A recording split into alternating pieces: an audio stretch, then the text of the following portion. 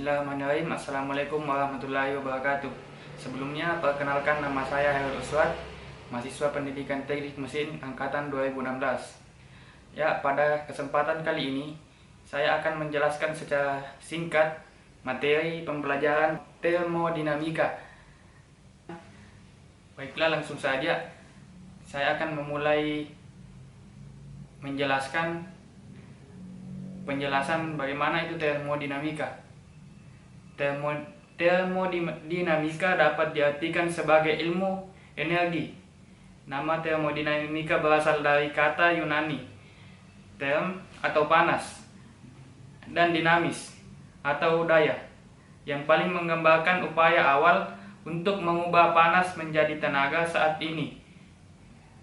Selanjutnya, salah satu hukum alam yang penting yang paling mendasar adalah prinsip kekekalan energi. Ini hanya menyatakan bahwa selama interaksi energi dapat berubah dari satu bentuk ke bentuk yang lain, tetapi jumlah total energi tetap konstan. Artinya, energi tidak dapat diubah dan tidak dapat dihancurkan. Perubahan kandungan energi suatu benda atau sistem lainnya sama dengan perbedaan antara masukan energi dan keluaran energi. Dan keseimbangan energi dinyatakan sebagai E in dikurang E out sama dengan delta E. Teman-teman bisa melihat rumusnya pada gambar yang saya tampilkan. Kemudian, hukum pertama termodinamika hanyalah ekspresi dari prinsip kekekalan energi yang menyatakan bahwa energi adalah sifat termodinamika. Hukum kedua termodinamika menegaskan bahwa energi memiliki kualitas maupun kuantitas, dan proses aktual terjadi dalam arah penurunan kualitas energi. Selanjutnya, pendekatan mikroskopik untuk mempelajari termodinamika tidak memerlukan pengetahuan tentang perilaku partikel individu. Disebut termodinamika klasik. Ini memberikan cara langsung dan mudah untuk memecahkan masalah teknik. Pendekatan yang lebih rumit berdasarkan perilaku rata-rata kelompok besar partikel individu disebut termodinamika statik. Setiap kuantitas fisik dapat dicirikan oleh dimensi. Besaran yang ditetapkan ke dimensi disebut satuan. Beberapa dimensi dasar seperti massa M, panjang L, waktu T, dan suhu T dipilih sebagai dimensi primer atau fundamental. Sedangkan dimensi lain seperti kecepatan V, energi E, dan volume V dalam dimensi primer dan disebut dimensi sekunder atau dimensi turunan.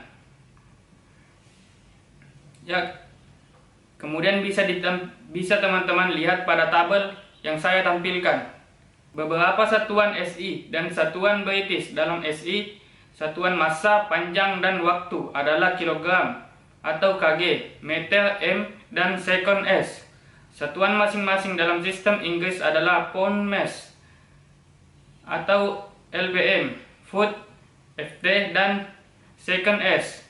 Simbol pound lb sebenarnya adalah singkatan dari libra, yang merupakan suatu berat Romawi kuno.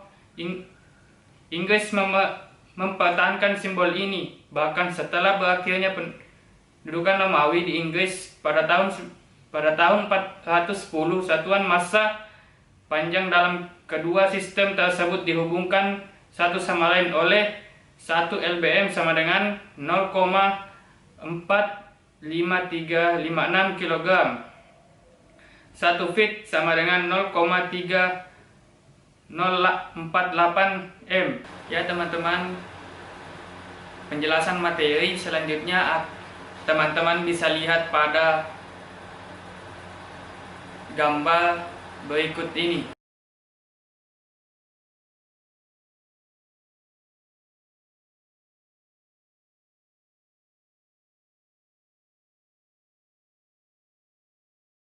Ya, selanjutnya masuk pada bab kedua, yaitu energi, perpindahan energi, dan analisis umum.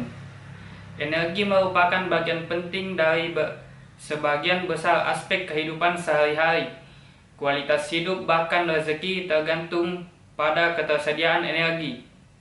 Energi dapat ada dalam berbagai bentuk seperti thermal, mekanik, dan kinetik.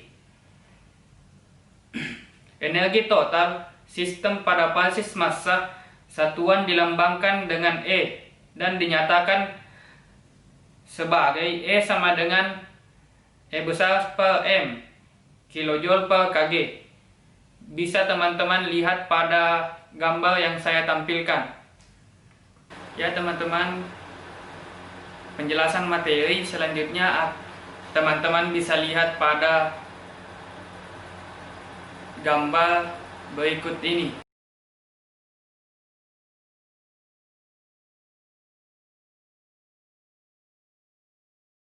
Selanjutnya, bentuk energi mikroskopik adalah energi yang dimiliki oleh sistem secara keseluruhan sehubungan dengan beberapa kerangka acuan luar seperti energi kinetik dan energi potensial.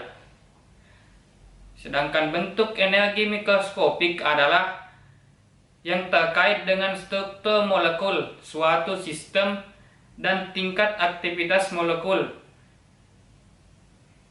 Istilah energi diciptakan pada tahun 1807 oleh Thomas Young.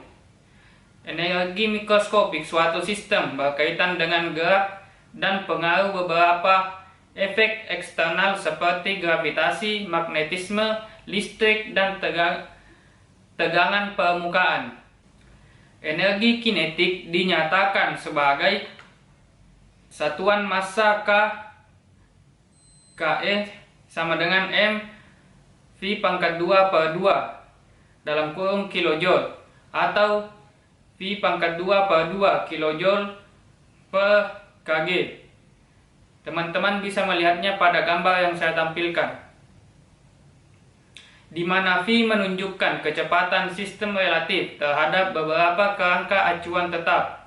Energi kinetik benda padat yang berputar diberikan oleh L sama dengan 1/2 IW pangkat 2, di mana I adalah momen inersia benda dan M adalah kecepatan sudut. Energi mekanik dapat diartikan sebagai bentuk energi yang dapat diubah menjadi pekerjaan mekanik secara lengkap dan langsung oleh perangkat mekanik ideal seperti turbin ideal. Kalau didefinisikan sebagai bentuk energi yang dipindahkan antara dua sistem dan sistem sekitarnya berdasarkan perbedaan suhu. Artinya, interaksi energi adalah kalau yang terjadi jika ada perbedaan suhu. Selanjutnya, laju perpindahan panas dilambangkan dengan Q, di mana titik berlebih mewakili turunan waktu atau persatuan waktu. Laju perpindahan panas Q memiliki satuan kilojoule per sekon yang setara dengan kW. Ketika Q bervariasi dengan waktu, jumlah perpindahan panas selama proses ditentukan dengan mengintegrasikan Q selama interval waktu proses. Ya teman-teman, penjelasan materi selanjutnya teman-teman bisa lihat pada gambar berikut ini.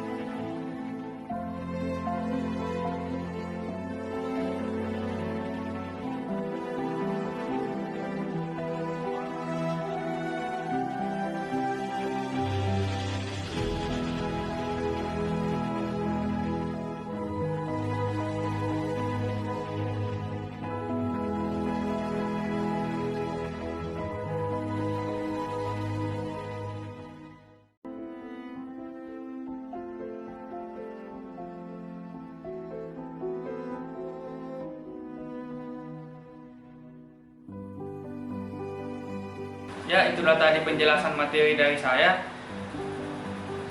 Jika ada kata-kata yang tidak berkenan, mohon dimaafkan. Sekian. Assalamualaikum warahmatullahi wabarakatuh.